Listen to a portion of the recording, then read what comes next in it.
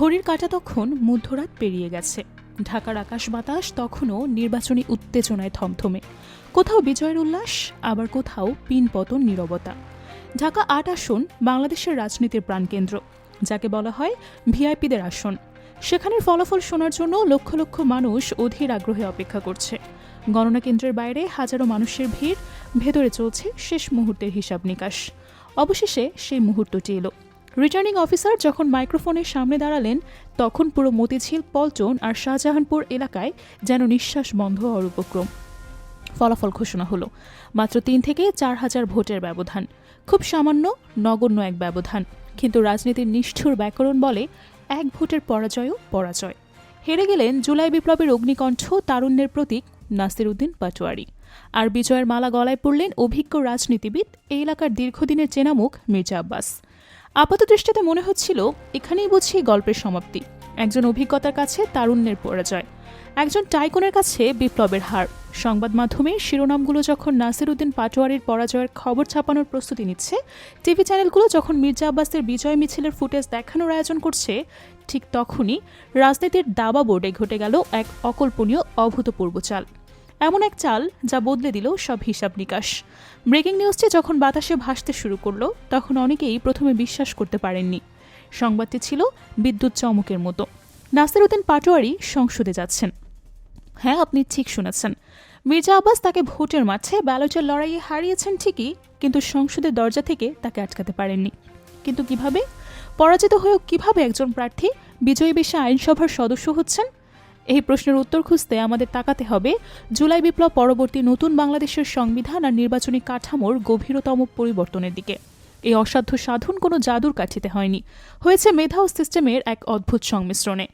এই নাটকীয় মোড় ঘোরানো গল্পটি বুঝতে হলে আমাদের ফিরে যেতে হবে গতকালের নির্বাচনে। কারণ গতকালকের দিনটি বাংলাদেশের ইতিহাসে কোনো সাধারণ দিন ছিল না। শুধু এমপি নির্বাচনের গতানুগতিক লড়াই ছিল না এটি। এর নেপথ্যে ঘটে গেছে এক ঐতিহাসিক গণভোট। দেশের মানুষের ব্যালট পেপারে শুধু তাদের পছন্দের প্রার্থীকেই বেছে নেয়নি, তারা রায় দিয়েছে রাষ্ট্র সংস্কারের পক্ষে। এই হ্যাঁ ভোটের মাধ্যমেই বাংলাদেশের রাজনৈতিক ইতিহাসে প্রথমবারের মতো উন্মোচিত হয়েছে দ্বিকক্ষ বিশিষ্ট সংসদের এক নতুন দিগন্ত।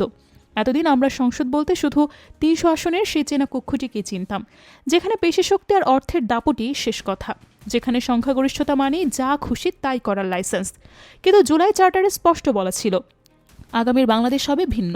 সংসদ হবে ২ কক্ষের, একটি নিম্নকক্ষ বা লোয়ার হাউস, যেখানে ৩০০ জন নির্বাচিত প্রতিনিধি থাকবেন, আর অন্যটি উচ্চকক্ষ বা আপার হাউস, যেখানে মেধা, প্রজ্ঞা আর বুদ্ধিবৃত্তিক রাজনৈতিক চর্চা হবে ১০০ জন সদস্যকে নিয়ে। আর ঠিক এই জায়গাতেই ভাগ্যের চাকা ঘুরে গেছে নাসির উদ্দিন পাটোয়ারির। বাংলাদেশের নতুন সংবিধান অনুযায়ী উচ্চকক্ষের সদস্য নির্বাচিত হওয়ার প্রক্রিয়াটি নিম্নকক্ষ থেকে সম্পূর্ণ আলাদা। নিম্নকক্ষে জিততে হলে যেখানে প্রয়োজন হয় এলাকার প্রতিটি বুথের দখল, টাকার খেলা আর পেশিশক্তির প্রদর্শনী, সেখানে উচ্চকক্ষের সমীকরণ নির্ভর করে রাজনৈতিক দলগুলোর প্রাপ্ত মোট ভোটের অনুপাতের উপরে। একে বলা হয় আনুপাতিক প্রতিনিধিত্ব বা প্রপোর্শনাল রিপ্রেজেন্টেশন সিস্টেম। অর্থাৎ সারা দেশে একটি রাজনৈতিক দল বা জোট যত শতাংশ ভোট পাবে, উচ্চকক্ষের ১০০টি আসনের মধ্যে ঠিক তত শতাংশ আসন তারা পাবে। আর এই গণিতই বাজিমাত করেছে এনসিপি এবং তাদের জোট। ভোটের মাঠে নাসির উদ্দিন পাটোয়ারি ব্যক্তিগতভাবে ঢাকা ৮-এ হেরে গেলেও তার দল এবং জোট সারা দেশে যে বিপুল জনসমর্থন ও ভোট পেয়েছে, সে অনুপাতের ভিত্তিতে এনসিপির শীর্ষ নেতা হিসেবে নাসির উদ্দিন পাটোয়ারির জন্য উচ্চকক্ষের দরজা খুলে গেছে। এটি কেবল একজন ব্যক্তির সংসদে যাওয়া নয়, এটি হলো সিস্টেমের কাছে গতানুগতিক রাজনীতির পরাজয়। এই ব্যবস্থার ফলে নাসির উদ্দিন পাটোয়ারির মতো মেধাবী নেতৃত্ব, যারা টাকার কাছে হারতে পারে কিন্তু মেধার কাছে অপ্রতিদ্বন্দ্বী, তাদের জন্য রাষ্ট্র পরিচালনার পথ উন্মুক্ত হয়েছে। ঢাকা ৮ আসনের নির্বাচনের দিকে যদি আমরা একটু গভীরভাবে তাকাই, তবে দেখা যাবে সেখানে লড়াইটা ছিল এক অসম যুদ্ধ। একদিকে মির্জা আব্বাস, যিনি এই এলাকার বহু পুরনো খেলোয়াড়, যার রয়েছে হাজার হাজার কোটি টাকার সম্পদ, দশকের পর দশক ধরে তিল তিল করে গড়ে তোলা নিজস্ব ভোট ব্যাংক এবং মাঠ পর্যায়ের একচ্ছত্র আধিপত্য। তাকে বলা হয় এই এলাকার অঘোষিত সম্রাট। তার নির্বাচনী মেকানিজম, তার কর্মীদের নেটওয়ার্ক সবই ছিল সুসংগঠিত। অন্যদিকে তার বিরুদ্ধে দাঁড়িয়েছিলেন নাসির উদ্দিন পাটোয়ারি, যার সম্বল ছিল কেবল জুলাই বিপ্লবের সাহস, তারুণ্যের স্পর্ধা আর জামায়াতে ইসলামের সাংগঠনিক সমর্থন। তার পকেটে কোটি টাকা ছিল না কোনো মাসল পাওয়ার, ছিল শুধু মানুষের ভালোবাসা আর পরিবর্তনের স্বপ্ন। রাজনৈতিক বিশ্লেষক থেকে শুরু করে মাঠের সাংবাদিক সকলেই ধারণা করেছিলেন আব্বাস অন্তত ২০ থেকে ৩০ হাজার ভোটের বিশাল ব্যবধানে জিতবেন। এটা ছিল তাদের সেফ বেট। কিন্তু ফলাফল যখন ঘোষণা হলো তখন খোদ বিএনপি হাইকমান্ডের কপালে চিন্তার ভাঁজ। মাত্র ৩ থেকে ৪ হাজার ভোটের ব্যবধান। মতিঝিল, শাহজাহানপুর আর পল্টনের মতো এলাকা যা বিএনপির দুর্গ হিসেবে পরিচিত, সেখানে একজন তরুণ প্রার্থীর এই নেক টু নেক ফাইট প্রমাণ করে দিয়েছে যে মাটির নিচে রাজনীতি বদলে গেছে। এটি নাসিরের জন্য কোনো পরাজয় ছিল না, বরং এটি ছিল এক বিশাল মোরাল ভিক্টোরি বা নৈতিক জয়। তরুণ প্রজন্ম যে গতানুগতিক রাজনীতির বিকল্প খুঁজছে, এই ফলাফল তার সবচেয়ে বড় দলিল।